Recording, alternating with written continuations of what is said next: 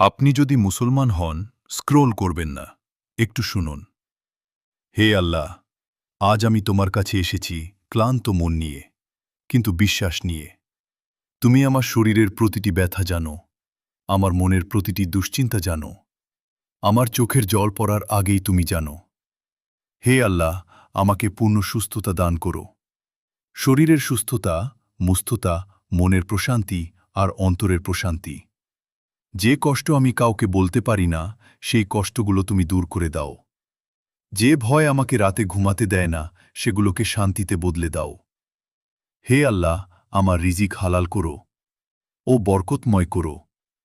আমার সময় বরকত দাও, আমার হৃদয়কে সন্তুষ্ট করো। যদি আমি ধৈর্য হারাই, আমাকে সবর দাও। যদি আমি দুর্বল হয়ে পড়ি, আমাকে শক্তি দাও। যদি আমি পথ হারাই, আমাকে সঠিক পথে ফিরিয়ে আনো। হে আল্লাহ, আমার গুনাহ মাফ করো, আমার দোয়া কবুল করো। এই দুনিয়ায় শান্তি দাও এবং আখিরাতে সর্বোচ্চ কল্যাণ দান করো। আমিন।